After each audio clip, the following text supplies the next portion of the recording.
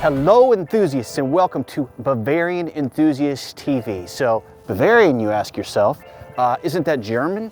Well, why the hell are you standing in front of a Toyota right now? It is true. I have added something to the collection that is not exactly a German car, i.e. like a Porsche or a BMW. So that's okay. It does not mean that I am not still absolutely in love with my air-cooled cars, but I did pick this Landcruiser up because I wanted to add something like this to my collection. Frankly, I've wanted a truck like this ever since I was in high school, and you know what? I just decided to pull the trigger. So the purpose of today's video is just to kind of give you a walk around of this vehicle. You know, if you're here because you're usually watching my air-cooled Porsche content or my BMW content, I urge you to stick around. This vehicle right here has a lot of the same character, the soul that those cars have. It's obviously different, but it's still pretty cool. So I'm gonna kind of walk you around it and just let you know why I bought it, and you know what's good about it, what needs to be improved. So let's just take a little walk here. Okay, so here we have a 1993 Toyota Landcruiser. This is a no frills example, fabric interior. It is triple locked, so it has what they call the triple lockers on it. That is very valuable for these trucks to have, and actually kind of rare. Truck has 214,000 miles on it. I bought it from a gentleman out in Portland, Oregon, very pleasant guy to deal with. He's a Landcruiser lover, so he was able to assist me in kind of learning a little bit more about these trucks and you know, what I'd be getting into. I had a pre-purchase inspection done on this vehicle by a shop called Northwest Cruisers, I think, out in Portland. Felt good about the findings and pulled the trigger and had it shipped out. It arrived on a pretty rainy Friday night.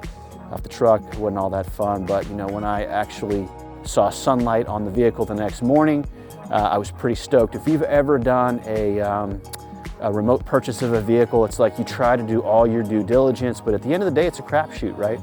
What am I really gonna get? What kind of odors exist in the car? And so I was really, really pleasantly surprised. I shouldn't say surprised. I was very happy with what I had gotten, what I had found was the case with this truck when I actually looked at it the next morning. So, you know, this thing is just angular. It just looks beastly. I love this angle on it. You know, I'm having a little fun with some stickers on the back of this thing. So let's see here. No accidents, no smoke or any weird odors. The fabric interior is absolutely pristine, in my opinion, for what it is. I've had a chance to live with this truck for, I don't know, a month and a half, 2 months now, maybe. And, you know, I feel like the thing is as represented. So, you know, if you're watching this and you're familiar with buying older cars, you know, it's really, really easy to put lipstick on the pig when it comes to things like this. And so what do I mean? People can cover things up, and, you know, it just takes a little while to shake down a vehicle and to, you know, see if what you got is what you thought you got. And in this case, you know, I really believe it is. So really excited about this. Truck does need a little bit of work, as you can see down here. The exhaust is rusted out. It's not really causing any problems, but I don't like how it looks. So to get an OEM exhaust system replacement, it's just stupid, ridiculous, expensive. So I gotta take this to a muffler shop and see if somebody can't hack it up. So that needs some attention. You know, on the body, somebody's had the bumper off, and so like that tab's broken in there. It needs a little attention in that arena, but for now it's okay. I mean, it looks all right. It's not as steady as I'd like. Let's see what else. The stereo system's a little bit iffy. The head unit, sometimes the lights work in it, sometimes they don't. You know, and if you know anything about how to fix those, please, you know, tell me in the comments. In a sense, I'm kind of interested in keeping the factory head unit in it. This is gonna sound really, really, really strange, but you know, I just gotta thank my wife, by the way. She bought me some cassette tapes for Valentine's Day, and I've been listening to tapes in this vehicle. Those are the soothing sounds of James Taylor right there.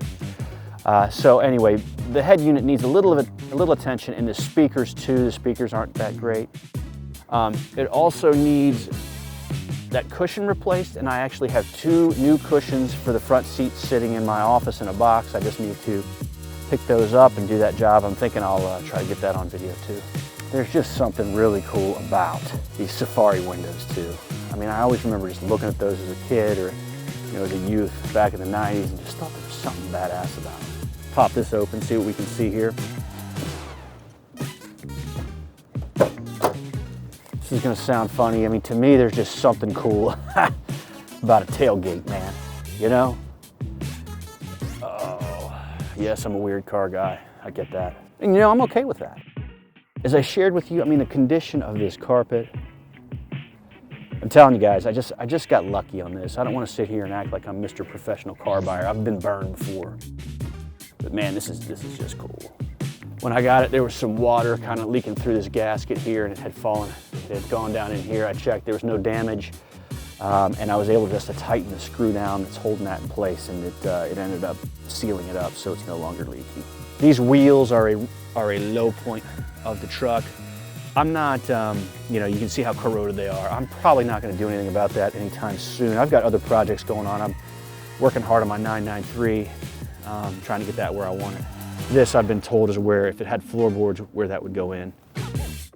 But back to the wheels, I mean, there's just like a lot of corrosion. I had a 98 4Runner that had similar issues going on with the wheels. I mean, it just is, I think it's part of the weakness of the finish or something. I don't think it's a result of salt. There's no ownership history outside of Oregon on this truck, and also there's just no real sign of any salt anywhere else. This grill, I just love it. It's in your face. The other kind has the logo on it. This was the one I wanted.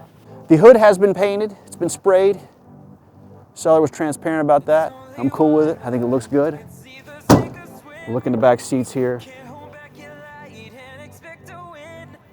Tell you what else I really dig is just how these, and this is, I mean, I think Landcruisers even today still do this, but I love how those seats fold up.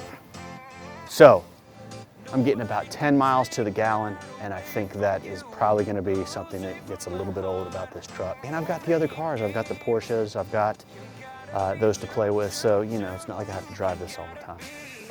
So look, if you are into air-cooled Porsche content, if you are into just vintage vehicle content, if you are into watching a guy who's just a car maniac play with his cars, I urge you to subscribe to my channel. You know, and I appreciate you watching this video today. With that said, I'm out of here. Sometimes it's gonna hurt.